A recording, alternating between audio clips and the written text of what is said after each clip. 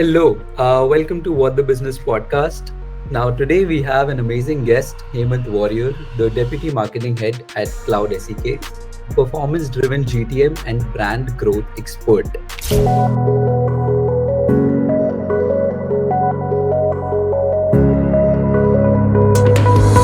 A lot of companies out there who are doing 1 mil, 2 mil down there, and if you just go ahead with generic marketing, generic publication, it doesn't stand out.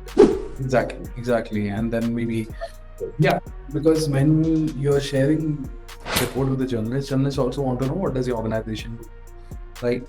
And there you can put we are based out of this is what we are into, we have hit this much. I've seen a lot of confusion amongst SQL and MQL as well. Can you clarify? So MQL is nothing but marketing qualified lead, right? Let's say an inbound came to the website. Okay. And let's say if it's a CISO, right, of a company which matches my ICP criteria. And you said there's one more term lying between MQL and SQL. I'm very excited to know what that is. That is the one I explained, SAL. So that is sales accepted lead. How do you recommend, founders or marketing teams or sales teams to think about social media, think about Instagram or think about LinkedIn, and some non-obvious growth hacks? I think it is very important that social media is something that should be built internally. I've seen a lot of organizations where they give the entire social media to an agency. I'm not against agencies, but and share with us, if we are given $1,000, how can we generate 100 MQLs? If you're doing something new, if you're doing something, for example, in our threat intelligence strategy, whatever we are posting, as I mentioned, is primary searches, right? Our threat researches plus this platform is picking it up. We are making sure we are responsibly disclosing it on our website as a blog and also sharing it with journalists. Prioritize these channels as mediums of outreach for, let's say, outbound. How would you prioritize them? Let's say there is LinkedIn, there is cold calling, there is emailing. Cold calling is very effective. Then I would say earlier it was email, now it is LinkedIn. Okay. But I would say combine. Why do you have to pick one? Hello, welcome to What the Business podcast. Now, today we have an amazing guest, Hemant Warrior, the Deputy Marketing Head at CloudSEK, performance-driven GTM and brand growth expert. Now, Hemant has scaled CloudSEK's global presence, taking Instagram from 2K to 80K followers, LinkedIn from 130K to 240K, and securing over more than 1,000 organic media mentions in more than 30 plus countries. Now, without taking any more time, I just Hemant to quickly introduce himself so we can go ahead and fire up the show. Hemant, over to you. Thanks. So first of all, Varsha, thank you for having me here. It's my honor that we have had the chance to speak to you. So speaking about me, yes. So I come from a sales background. Before when I did my MBA from Punjab University, Patiala. I started my career with sales, where I joined a company called Hawkins as their assistant sales officer, and I was handling the entire Punjab market for them. So it was majorly, not just selling it to the dealers or wholesalers. More of role where it was a bit strategic, where I had to meet government officials from, let's say, the CSTs or CPCs, and also meet the regional managers for modern retail. So that was a stint that I had. After that, I joined Uber.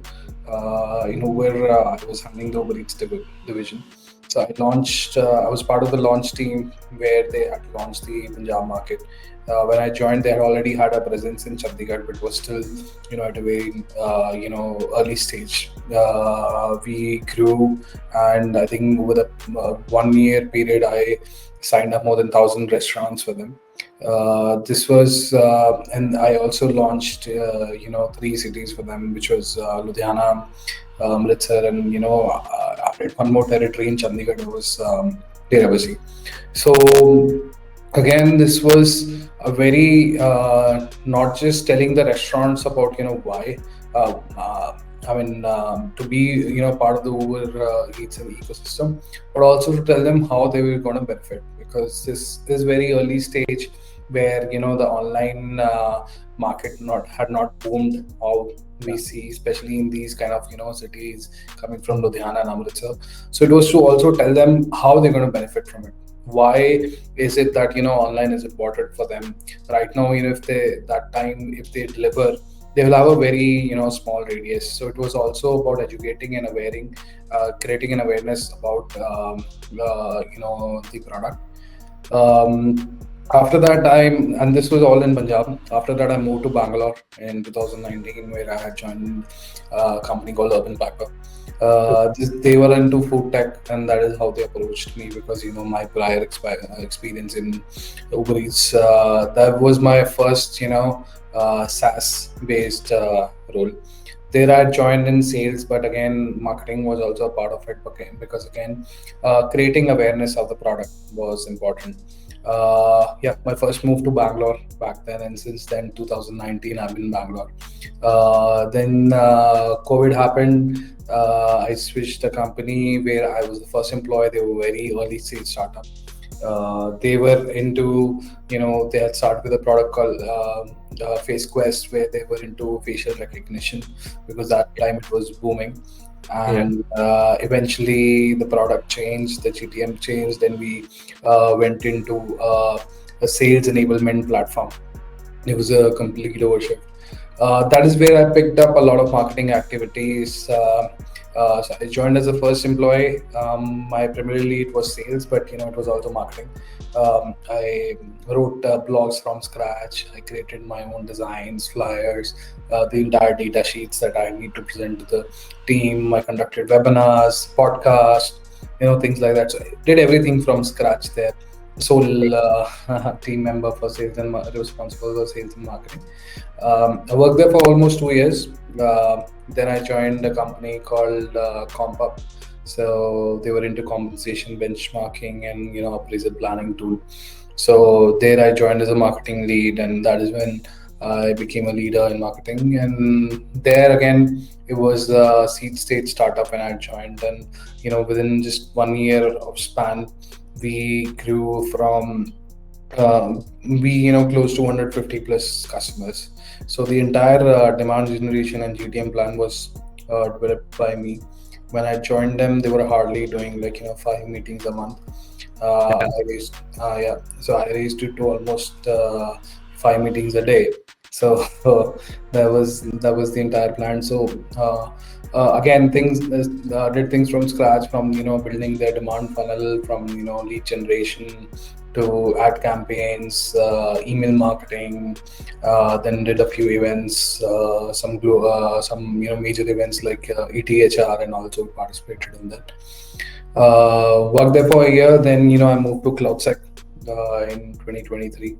So when I joined in CloudSEK, I joined as a product marketing manager, but then I took a lot of responsibilities, because when I joined CloudSEK, we were into Series A, and a lot has changed since then.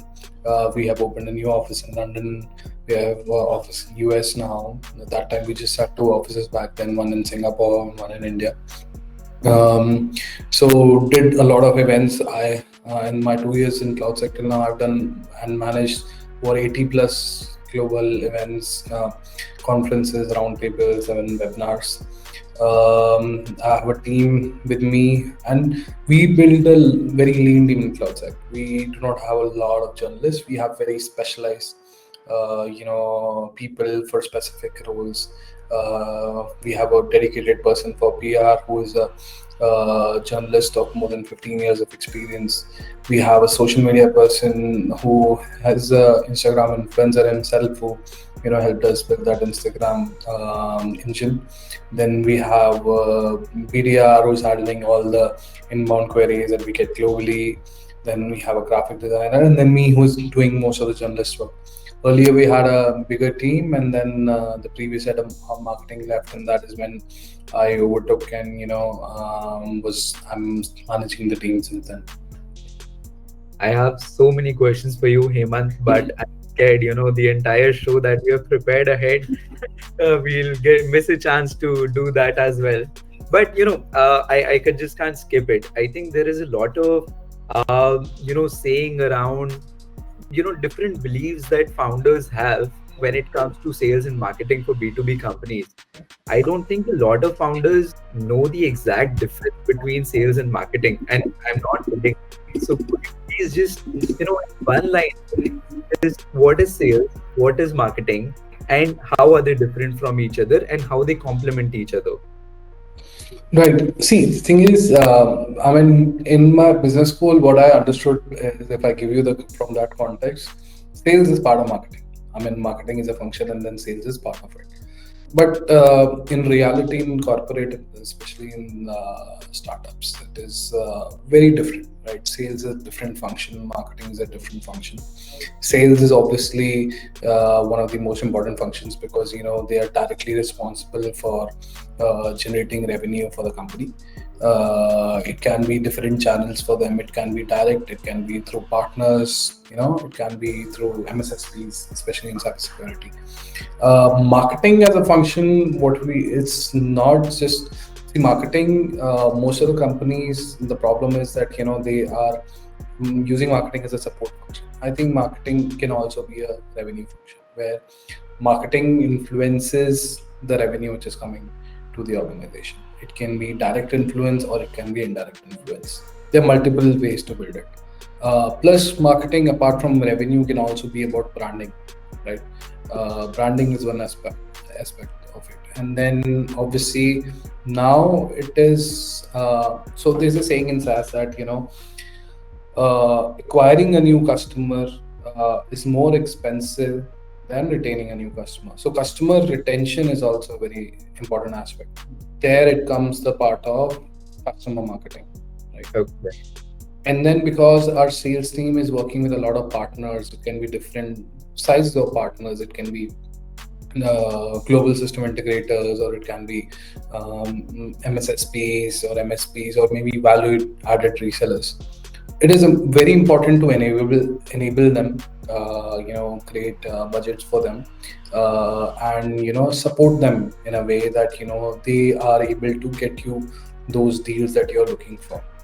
And marketing also complements sales in a way that any kind of sales enablement activities, whether it is working with the brochure, providing data sheets, that they can give it to their prospects. So creating solution documents. There are a lot of things involved that marketing directly helps sales, which eventually helps in getting that revenue for the company. Got it.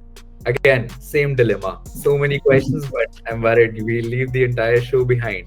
So, without taking any more time, Hemant, let me share my screen and let us get into the show. Sure.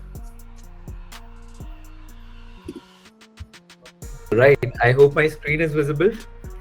1 second. Yes. So, we have a very unique set of questions prepared for you, Hemant, and we've tried to make it fun. All right, so here comes our first segment. It's called GTM Control Room. Now, Hemant, it is a situation-based round where you are given 6 roles to fill in a company, right? To make up an entire marketing and sales team, functioning marketing and sales team, right? And out of these 6 roles, the 3 roles you can hire in-house, and 3 roles you have to outsource. So what are the roles? We have mentioned a couple of roles as an example on the bottom, but feel free if you have any other thought process. You have been given 6 seats you have to fill in, 3 in-house, 3 outsourced. What roles would you hire for in-house, and what roles would you outsource to build a functioning sales and marketing team? Got it. See, again, this is very, a detailed answer, and it also depends on Yeah. what is the scale of the organization, obviously, where you Yeah. guys are at, and which industry you're in. But I'll talk from CloudSEK perspective, right? See, if you ask me to build my dream team in GTM, if I talk about in-house, because you mentioned that it should also be core strategy, product integration, brand, specialized skills, market entry, flexibility. I think the first role would be product marketing manager, because see, the thing is,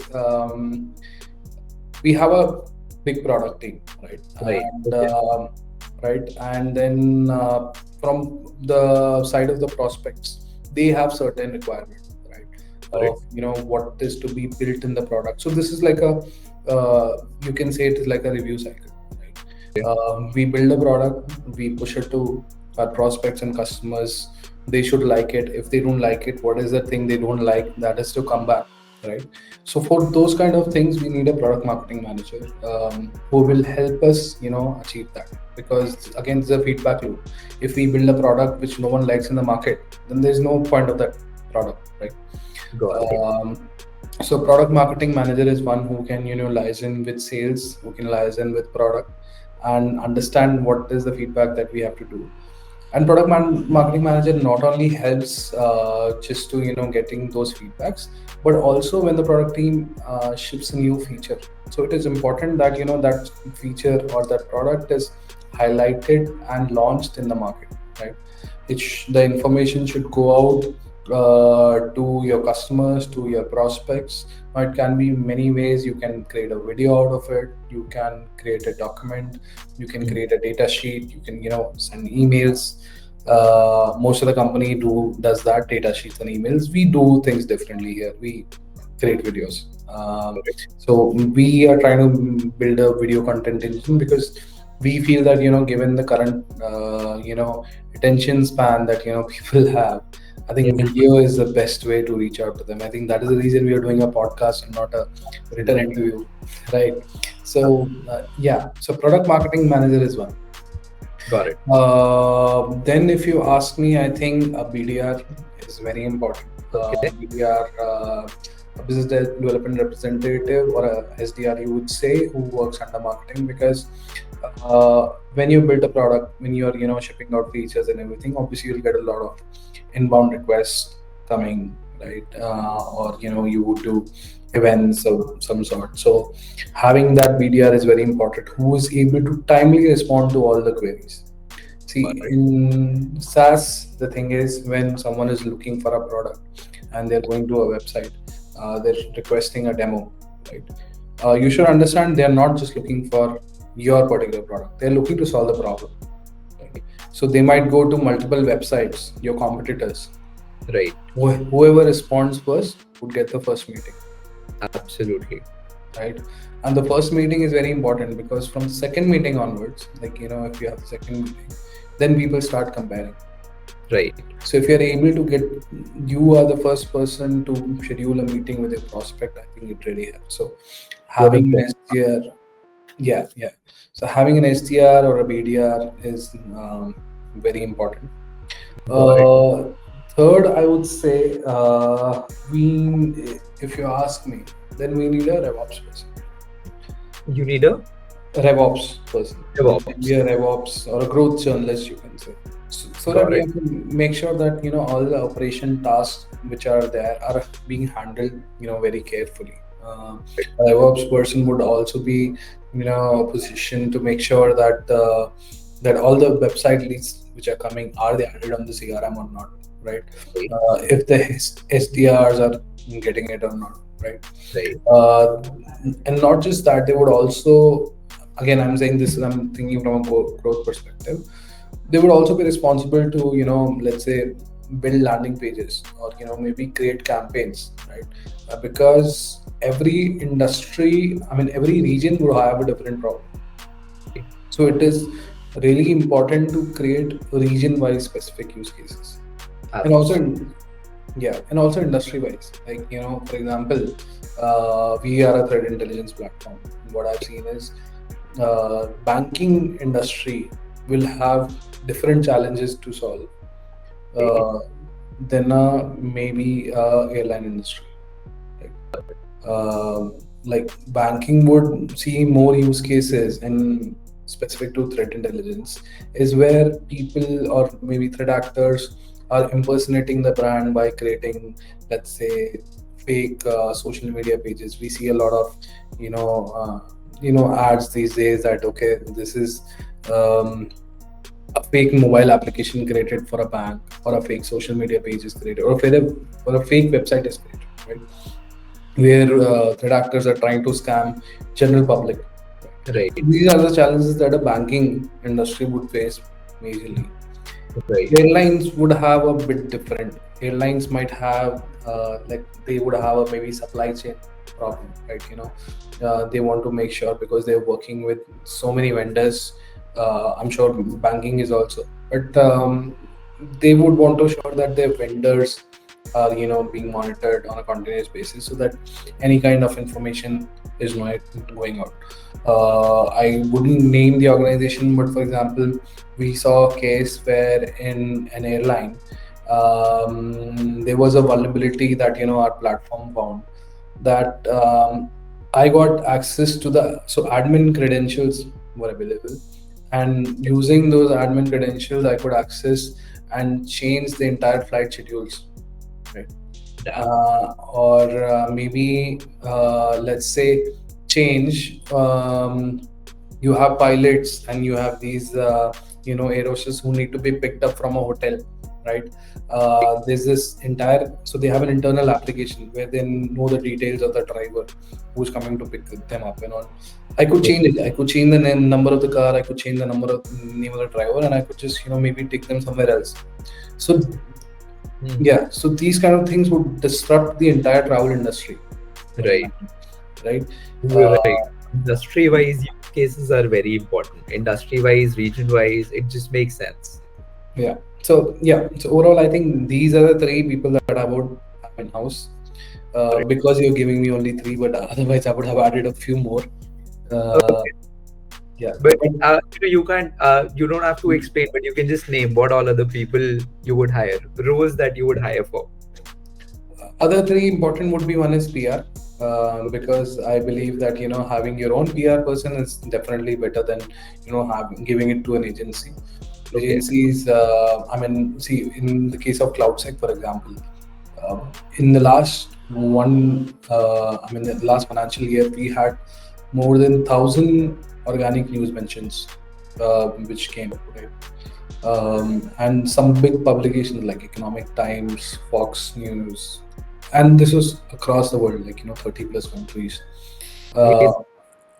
yeah, overall, if you talk, and I'm not talking about the reach of the publication, estimated article reaches for these 1,000 articles would be 134 million, right? My God. Yeah, so if you would have done through an agency, we might have, might or might have not seen the same result, but we would have, invested a lot more, right? Got In it. this. So I think having an internal PR person who can manage it for you, it is very important. But then you should hire a specialist, not someone journalist specialist who has that journalist connects in the industry. That is very important. Hire a very senior person. But if given a choice in three, then I wouldn't have them. Then I would, outsource. Sources. Got it. Yeah. Second, again, in-house designer, because in-house designer, first obviously it saves cost. Second, the turnaround time is smaller. Like if I have a designer maybe sitting next to me, I can ask them to make something. And if there's some changes, I can just ask them to do it. This can be done on the go. Right. Whereas you're working with an agency, it takes a lot of to and fro involved.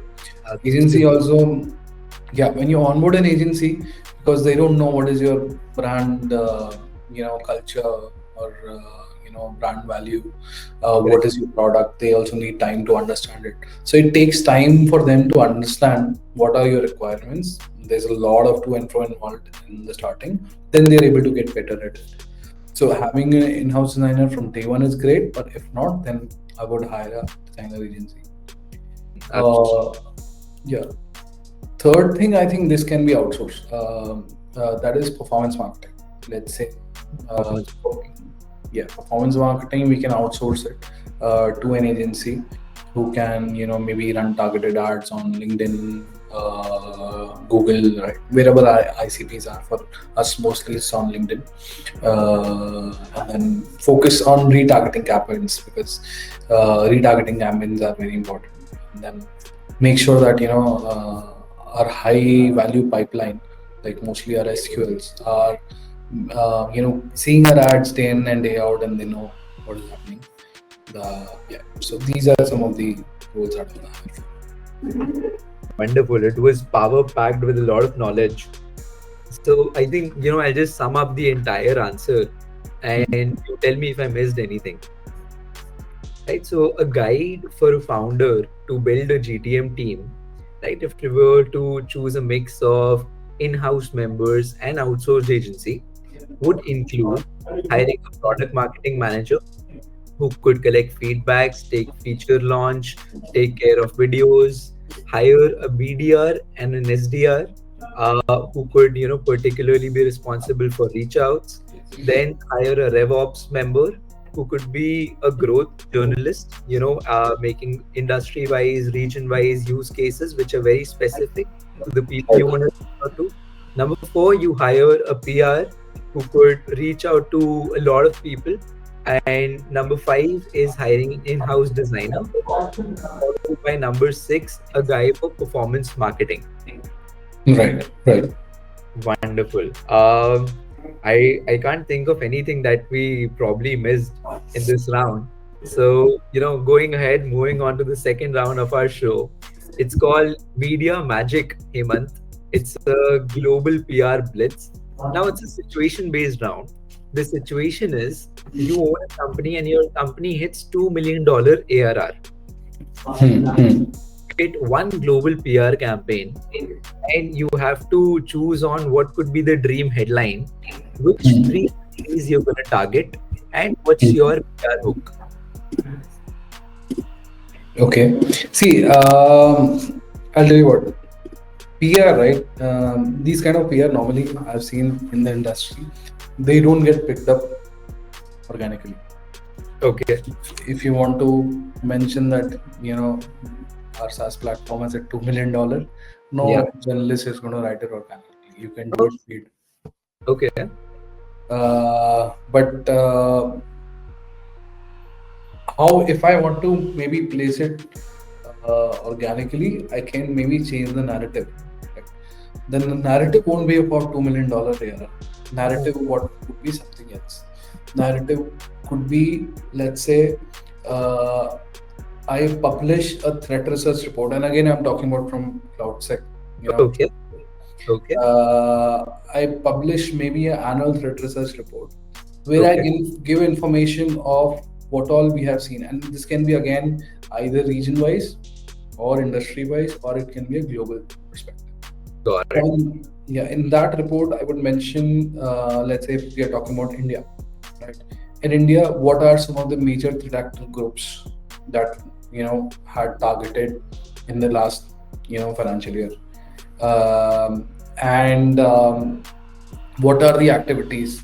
Were they doing scams? Were they spreading malwares?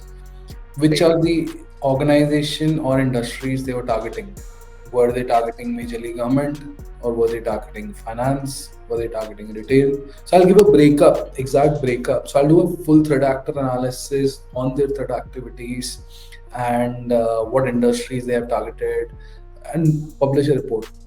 So that, I think I would put a hook that maybe this is what we saw the year's biggest cyber attacks, right? uh, with a threat landscape report. Yeah. Target countries, from again our perspective, it would be India, obviously US, right, and Middle East, because these are the very focused regions. So we would want to target in that, and definitely for any other SaaS platform also, it is always good to target one, obviously your base country and where you want to sell to, and majorly for most of the SaaS companies it is US, right? So I think adding these two are very important. Right. If you talk about PR hook, and then yeah, so in this threat report, in I've created, then I'll share it with the journalist. There I'll mention somewhere that, uh, we have a $2 million era. Because Wow. again, as I said, if we do paid, then this Right. can be picked up with more than 200 publications. You have to not spend much. You have to spend maybe $2,000-3,000 to achieve that. But if you want to do it organically, I think this is what I would do: set a narrative and do it. So hook can be something like, for example, for CloudSEK, I can say that, from breach response to, breach prediction, you know, we help it. Yeah. Absolutely, absolutely. So, takeaway was just flaunting the revenue number, 1 mil, 2 mil. That doesn't move the audience because I think maybe we see so much of it around us because, it's a lot of companies out there putting 1 mil, 2 mil down there. And, if you just go ahead with generic marketing, generic publication, it doesn't stand out. So, makes a lot of sense, talking about particular industry and then threats in that particular industry, making something that people would actually be interested in reading. And then, Right. as somewhere mentioned along the line, that we have hit 2 mil. Exactly, exactly. And then maybe, yeah, because when you're sharing report with the journalists also want to know what does the organization do, right? And there you can put, like, we are based out of this. This is what we are into. We have hit this much. So there you can add the information. See, we have been. I'll tell you what, we have been working in threat intelligence. So most of the things that you see, right, are blogs or news mention that we're getting. The reason why we're getting organic is because this is a primary research. This is Right. something our platform uh, has discovered, and then our human intelligence, the we call it the triad team, threat researchers, they pick it up, they do a detailed analysis, and then we publish a blog. That blog, once it is published, we share it with the journalists, and then they pick it up. Because it is a primary research which no one has discovered, that is the reason it gets picked. Right. Um, Absolutely. Makes a lot of sense and very valuable as well. Super. yes. Which brings me to my next and a very short round. So Hmm. this round is called MQL or May, Hmm. where we are discussing three situations, Hemant. All you have to do is, based on these situations, you have to decide whether that lead is an MQL, it's an Hmm. SQL, or you would just ignore it. Okay. And as you can see, the first situation we have is a CISO downloads a white paper. Hmm. Got it. So I think CISO downloads a white paper. We can call it an MQL. See, MQL only after we are able to generate meeting, right? Ideally, we should route it to the SDRs, make sure they follow up, try to convert a meeting. Yes, then we can uh, call it MQL. Especially because CISOs, because they have very less time, because they have so many things to cover in their entire day, Right. they don't download a white paper for no reason. They really want to Absolutely. know, right? So I think that's a very high signal that I would consider, and I can maybe consider an MQL, and then ask my SDR to make sure this is going forward. Got it. Perfect. And when a student signs up for a webinar, Students sign up for webinar, that happens a lot. That okay, I think, from revenue perspective, I wouldn't want my SDR to follow it. I think we can ignore it because students normally follow a webinar, maybe mostly for to learn something. They're either looking for a job, they want to learn more, they want to transition into a maybe researcher or analyst role, right? And yeah, maybe move them to the newsletter so that you're sharing information. And yeah. got it. Got it. And when a procurement head watches your demo for 3 times. Okay, that is definitely SQL because procurement heads are, but yeah, we need to validate also when procurement heads do watch demos and all, and but we need to validate with the either with the salesperson or with the SDR. What is it? But it's definitely a good signal. If they're repeatedly seeing a demo, that means there is high engagement. That means they are in the market to buy, right? Right.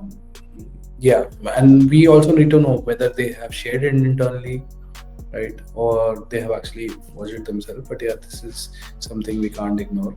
uh, Normally this happens when which is near the SQL stage. Got it. And I've seen a lot of confusion amongst SQL and MQL as well. Can you clarify, what qualifies an MQL as an SQL? Okay. So I'll tell you what, every organization although has different ways of uh, defining MQL and SQL. There's also one term called SAL that comes between MQL and SQL. Okay. Right.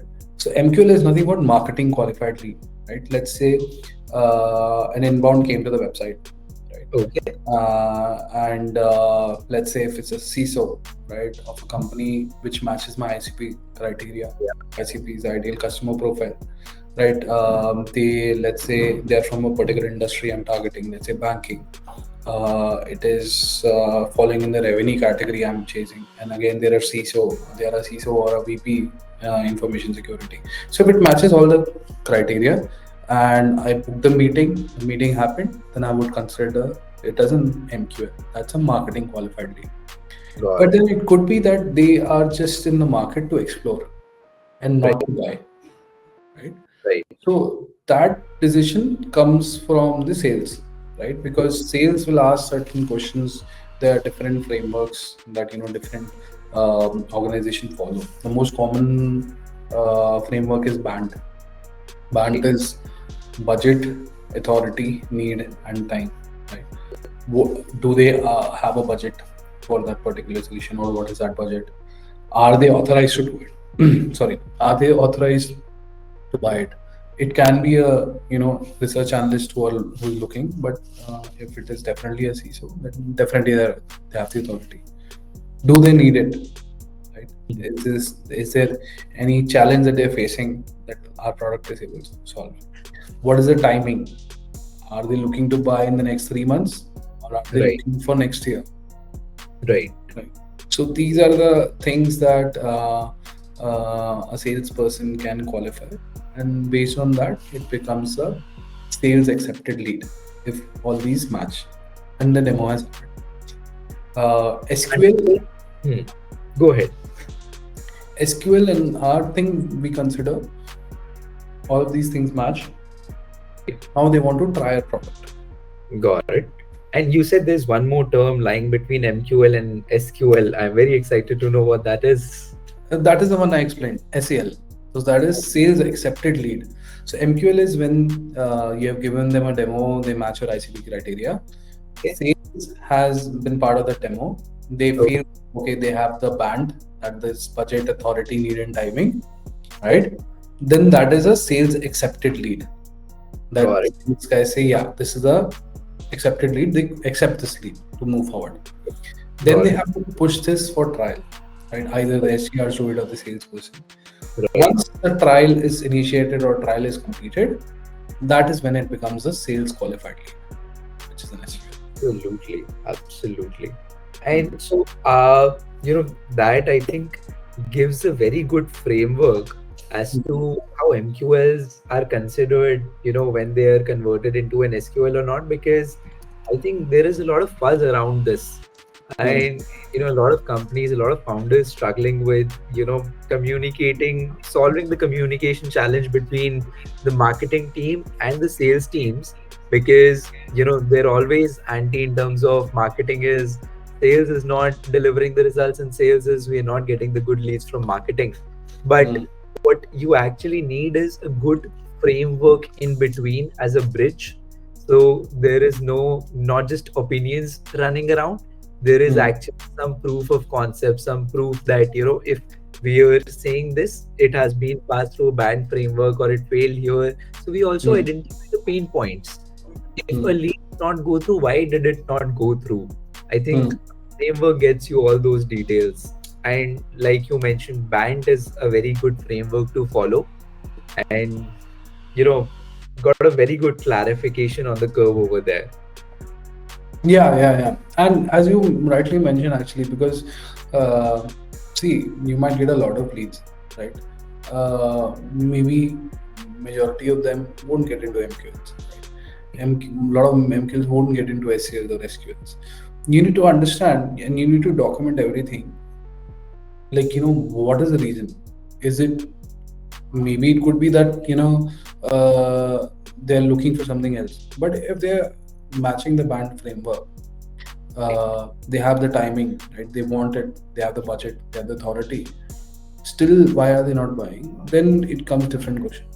Then objection could be, maybe is it your pricing, or it could be, is it your product, or there could be some other thing. So it is really important to document in each stage why it is any lead is following. Absolutely, absolutely. And one of the most important things to also identify this in the first place. I Mhm. agree, 100%. Which brings us to our next segment, viral Mhm. vault. Over here, what we do, Hemant, is we try to extract from you the growth secrets behind the Mhm. numbers that you have been able to hit. So, Mhm. talking about Instagram or LinkedIn or some non-obvious strategies. Could Mhm. you share with us, what is it that actually worked out for you? How do you recommend founders or marketing teams or sales teams to think about social media, think about Instagram or think about LinkedIn, and some non-obvious growth hacks? Got it. Got it. I think it is very important that social media is something that should be built internally. I've seen a Okay. lot of organizations where they give the entire social media to an agency. I'm not against agencies, but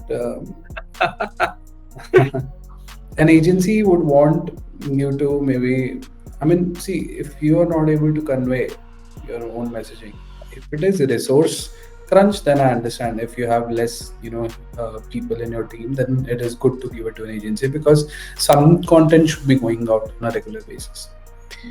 But then you need to find a really innovative agency, like, how we have been very innovative with our, social media content.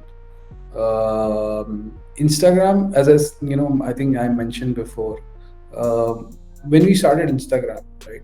Instagram, we started because as CloudSEK, we are a community focused company. We do a lot for the community. If I tell you, in marketing, we don't do any paid. It is, we don't do any paid ads, we don't do any paid promotions, we do not do any paid peers. I find it actually hard to believe all this growth is organic, Hemant.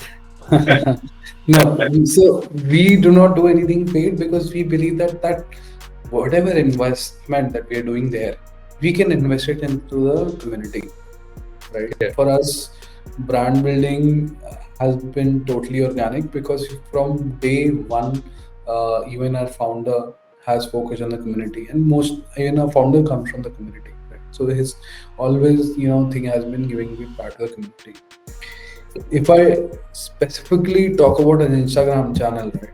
The reason why we wanted to build Instagram channel is not to, maybe we didn't have a goal that, okay, we'll generate a lot of leads from here. Our goal was to, make sure that we, whatever we are conveying through our brand, or whatever awareness we want to create in the market for cybersecurity, or also about the major research that we are doing, it should go out to a mass audience, right?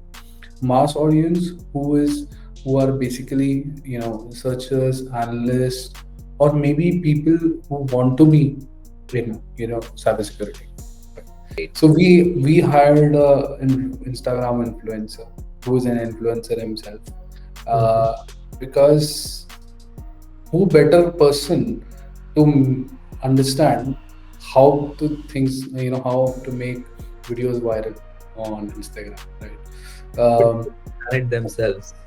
Yeah, I mean, we used to, earlier post normal posts on Instagram, the same one on LinkedIn.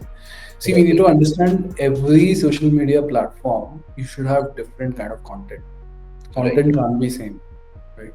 If you have, again, as I said, resource crunch, then maybe you can post the same thing, because then it is, good to have content in, multiple mediums. But if you want to really focus on growth, and that to organic growth, then you should have very specialized content for a very particular social media. So yeah, we hired an Instagram influencer, and what we wanted to do is, we have a lot of research reports which are there. For example, there was a recent, research we did. It was in the Bangalore water supply report, right? There was we found out that a threat actor was selling data of, a few lakh people, and this data contained all the PII information, their, Aadhaar details, their name, their address, everything, their payment details, for just $500. Oh, damn. Yeah, our platform picked it. And our platform, the AI of a platform picked it, and our threat researchers saw it on the feed. They found out, they investigated, and then we found out that threat actor found some vulnerability in the system. There was a admin credentials which are there, which gave access to the entire customer information. As I said, we do it for the community. The first thing we normally do is we inform the concerned organization. That is the first approach we do. Once we have done it, we then write a blog, because again, whatever we do, it's all public information. We are an external threat intelligence platform, so we publish the blog. Now, see, blog is doing well. It got again picked up by a lot of organic, media mentions that happened on LinkedIn. Also got promotion. But how do we convey it to the public, general public? The best way is video. Right? So we created a video on it where we are explaining about the breach that have happened, and in a very short format, short time. I mean, we try to make sure most of our reels are less than 30 seconds, or at least less than 90 seconds. Got it. Right. So yeah, mostly putting content which is not there, like most of our reels. We have identified 3 different reels that do good for us. One is research related, which I mentioned about Oracle data breach incident that happened. So we post a lot of research related reels. Second is creating an awareness in the community. Obviously, since this is cybersecurity, a lot of people want to understand about dark web. Right. So creating reels around that. What is dark web? How do you access it? Right. How to stay safe on it also, obviously. Right. So these kind of reels we did so that it helps the community to create awareness. Third reel is the product reel. Now this is interesting because normally people are posting their product related information in a presentation or a carousel format on LinkedIn. We do it differently. We post it as a fun engagement video, which people will like to see, right? So these are the 3 things that work for us, and every quarter we have seen at least 1 or 2 videos getting viral. Our top 3 videos has collectively more than 10 million views. Beautiful. Yeah. So we have been, very strong in that, and that actually increased our followers from 2,000 to 80,000. Is it to say that you have 3 brand pillars for CloudSEK? One is research content, one is awareness content, and one is product content. Is there any other pillar that you would like to add? So again, as I said, for different social media, it should be a different, Oh, okay. Now, whatever we post on Instagram, Yeah, might not work on YouTube Shorts. We have seen it. I mean, we posted the same videos in YouTube. It didn't get that kind of traction because the audience is very different. On LinkedIn, I think now they have disabled the feature, but when LinkedIn video started with their short form video, it didn't work there. So every social media should have a different kind of content strategy. right? Oh, okay. Yeah. Similarly, Got like LinkedIn, because most of our ICPs are in LinkedIn, right? So what kind of content should you post there? Uh, So how do you decide on that? Is there, do I need to get a course or something to learn it, or is this very simple?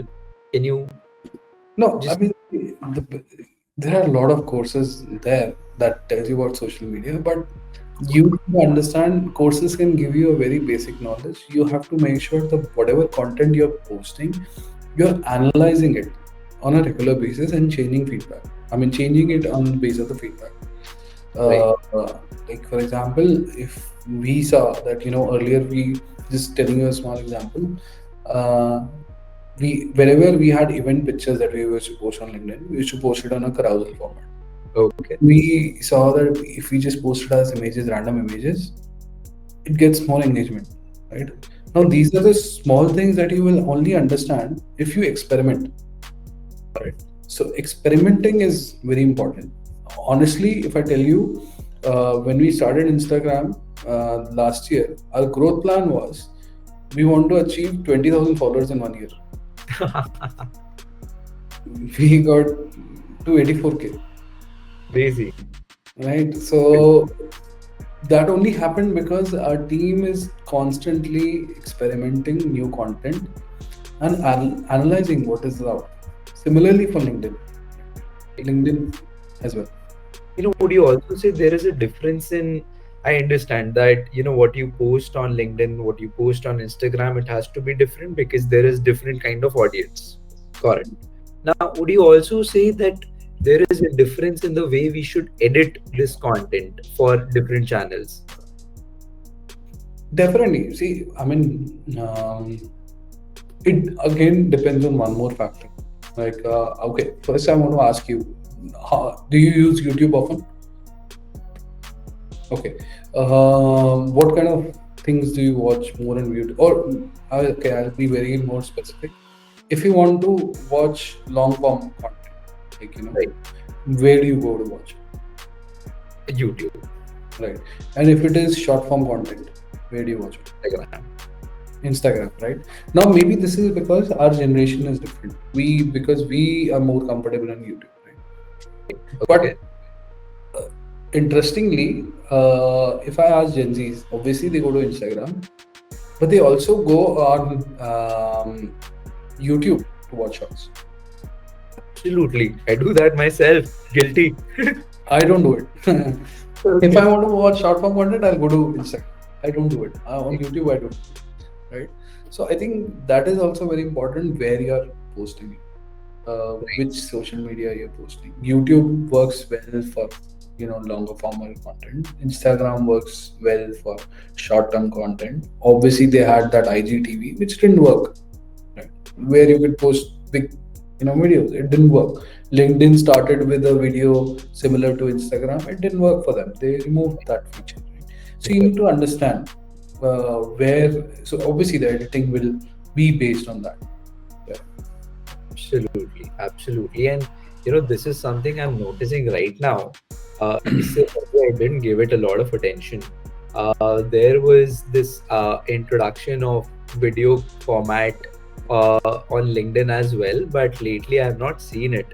Yeah. And also their game feature, which came in between, there are a couple of games, Queens and something. That also I don't see anymore. So, constant product upgrades. Are very important actually. They had started with LinkedIn Pulse also. I don't see it much being used now. When it started, it was getting used a lot, right? So different social media also try to innovate. They also see again. They are also analyzing what is their audience doing. Right? Correct. Similarly, if we are posting on their social media on the platform, we should also analyze the content which is Right. working. Absolutely. I agree 100%. And this was a very good deep dive into how we should think about different channels in the first place. I think I mostly knew what kind of, I mean, some basic idea we all have, but thinking on these lines where, you have defined the content pillars of a brand where, you post some content and you've defined where what that content resonates with, whether it is some research bit or awareness bit or product features bit. I think breaking things down is very important for a long term growth impact. Right, right, definitely. Absolutely. And this brings us to the next session of our podcast. This is the last session, Hemant, and Hmm. very interesting one. So it's called the $10,000 play. You're given $10,000 budget, and you have to choose between the three. Your three options Hmm. are sponsoring a tier one booth where you could get high visibility, broad audience.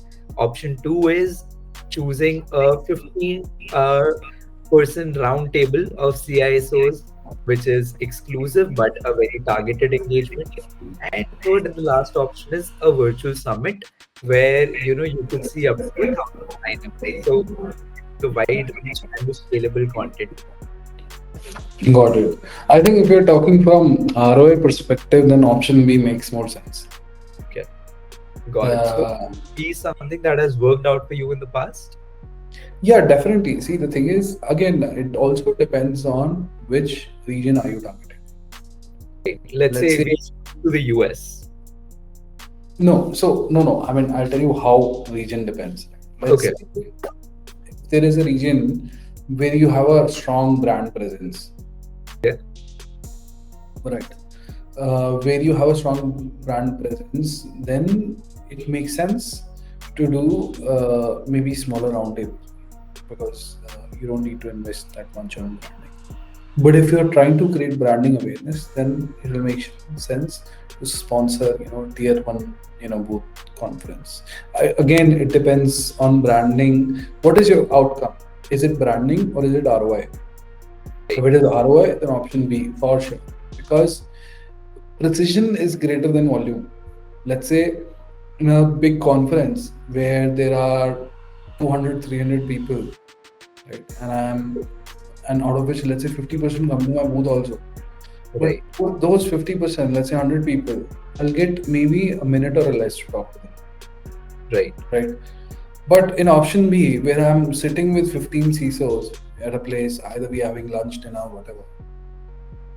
With those 15 people, I'll get time before the event, during the event, after the event. Right. And for each individual, I'll be able to pay attention. What are their Absolutely. requirements? Absolutely. What are their needs? How we can help them. So this we will be able to tailor to each individual how we can make sure that we are able to help everyone. Right. I So I think agree. that's why option B is better than option A or option C. Wonderful. Wonderful. Got that. Hmm. Which brings us to the next session. It's called a funnel hack. I'm sorry, I called the previous session the last one. I just No worries. okay. There's one, two more things coming up.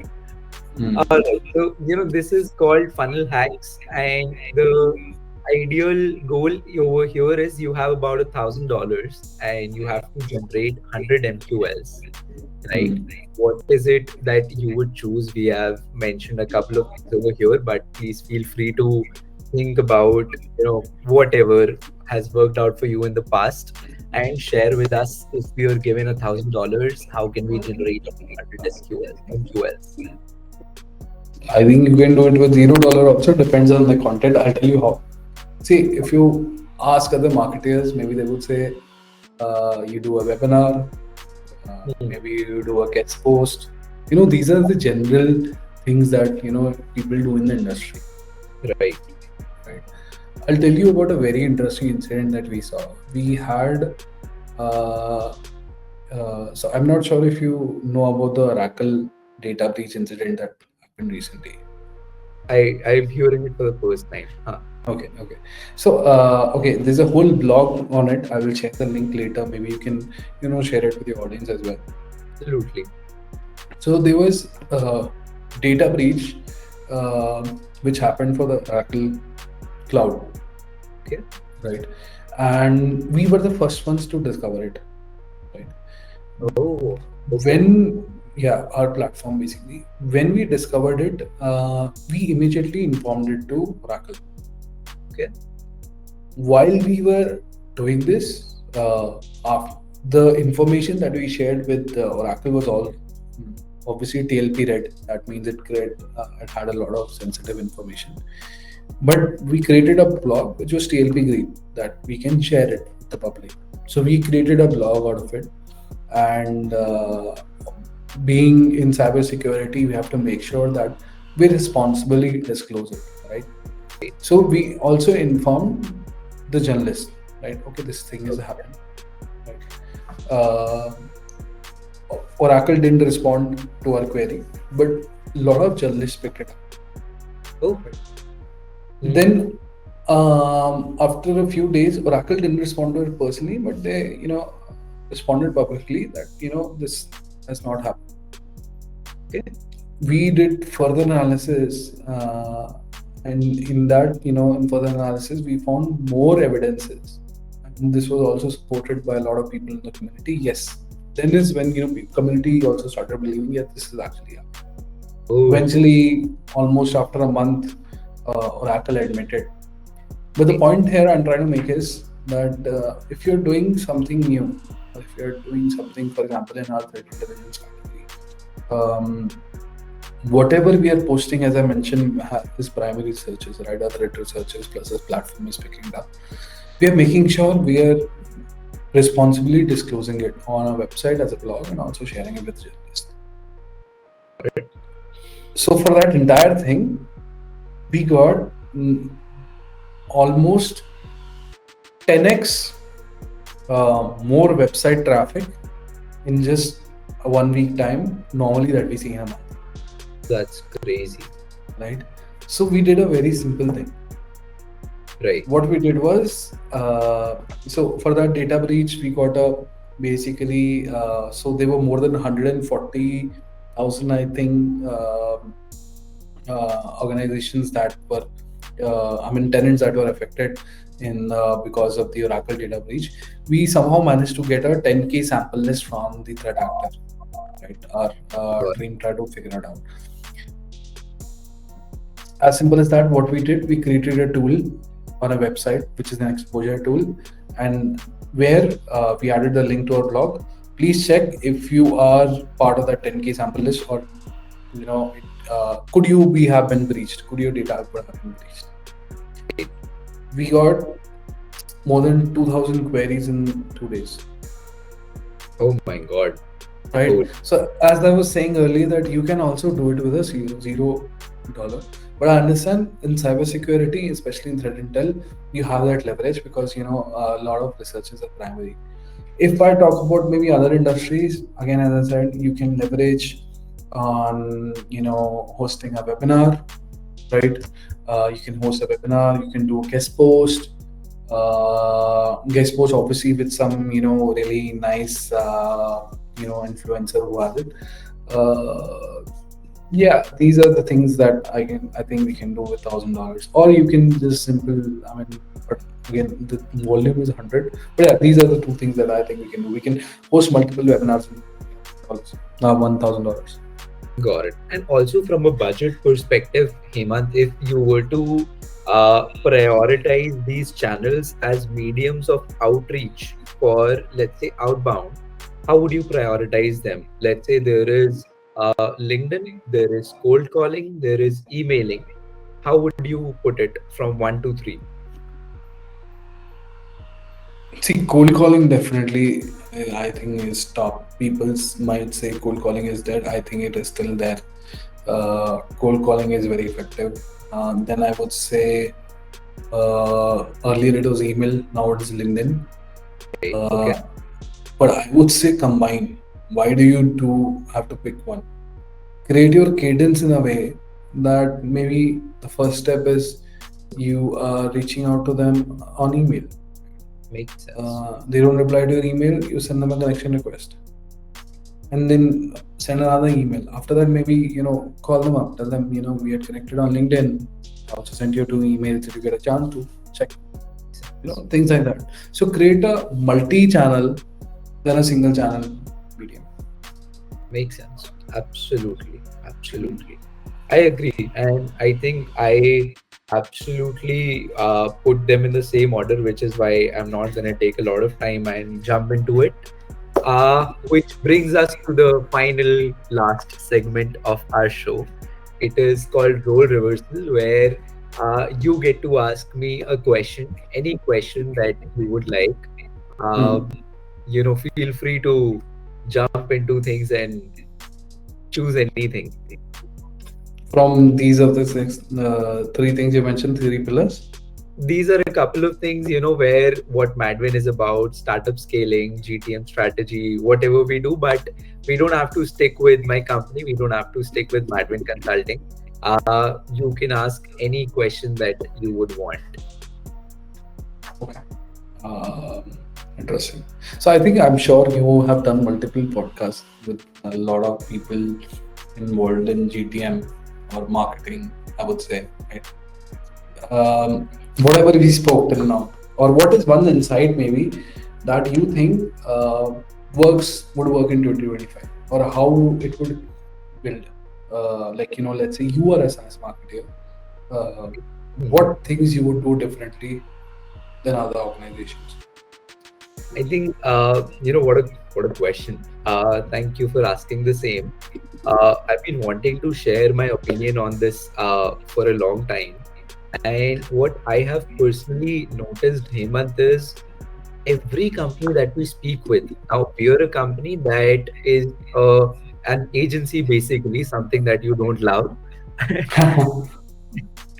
So, No, what it's we not. I'm not against an agency. just kidding. Yeah, yeah. No, but I think personally, depends a lot on the expertise of the agency, right? Absolutely, And the skill set that you're looking for. I mean, absolutely, obviously, you can't have a very large team. I mean, all the events conferences we do, we can also host a 1,500, 2,000 people event. But how many people would we need for that? Obviously, we need to do it with an agency. These are also agencies, right? I'm not absolutely. against agencies. I think expertise and the skill sets that you think you need are very important, especially the turnaround time. Yeah. Absolutely. Absolutely. And with Madwin also, what we're doing is we divided sales into two functions, inbound and outbound. For Hmm. outbound, we were helping B2B companies set up the entire sales tech stacks and automate it. So the lead generation systems, there is a proper process to follow. All your reps gotta do is pick up the phone and do the manual work, whatever is Hmm. required. But that tech stack is set up, which takes you from zero to one. Zero Hmm. to identify the lead, building an ICP, and one to actually book a meeting. Hmm. And on the other hand, with outbound, we were using podcast as a channel to monetize your inbound.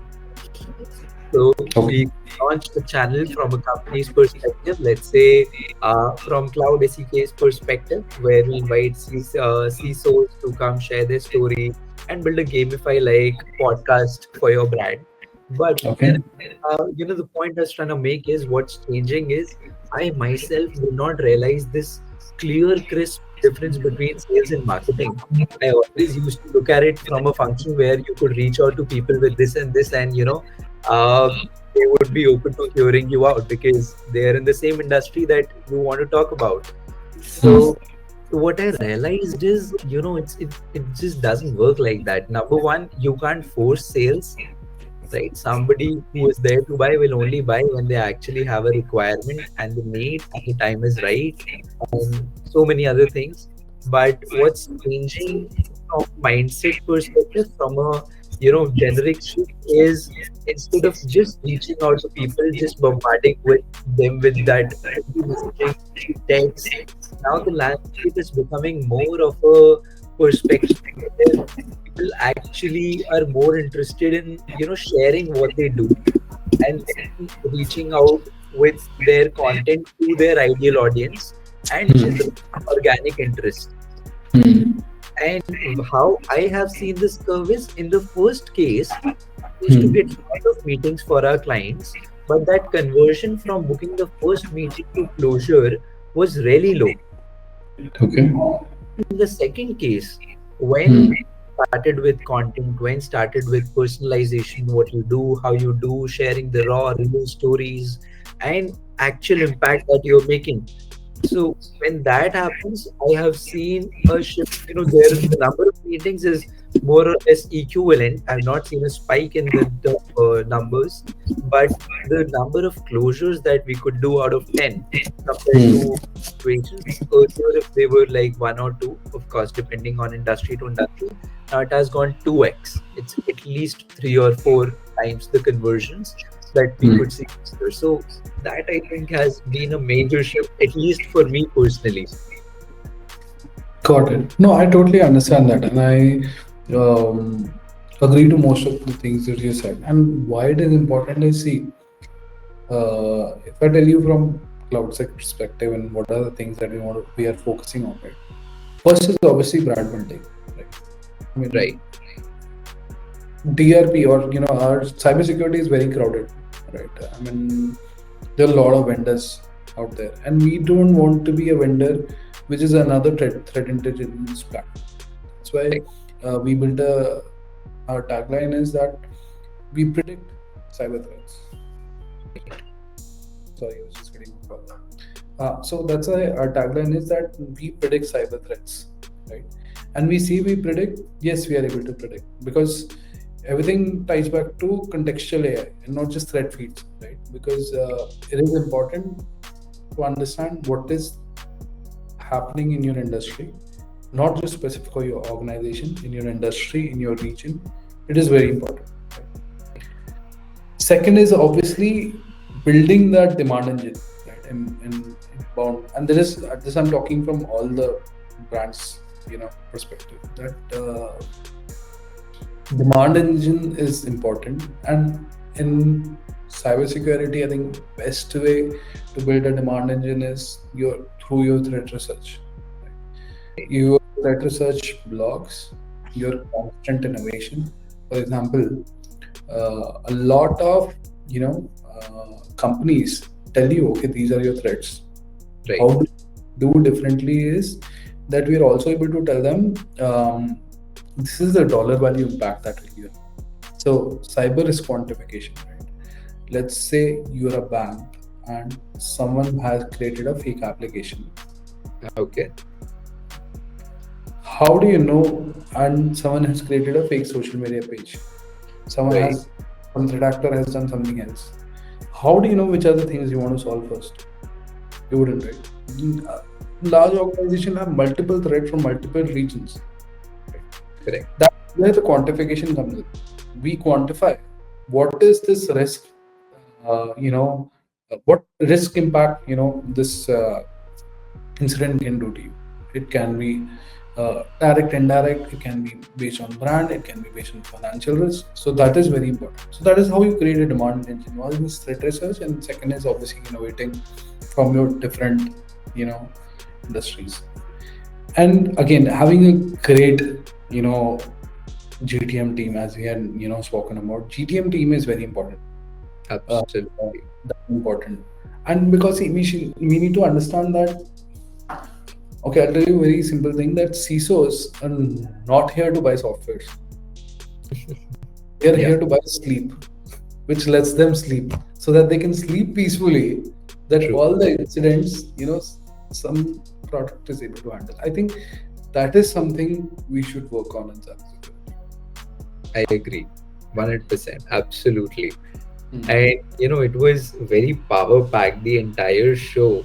Although I try to gamify it, but the kind of responses that I have heard personally, I have learned a lot of things. I've been into sales and marketing for about 5.5, 6 years now, but the, the things that I've learned here today, although very basic, but they have really helped me get some clarity with how I think about these functions. So thanks a lot for coming in, sharing your story. And if you could just tell us a quick experience that you have had on What the Business podcast, we'd be very happy.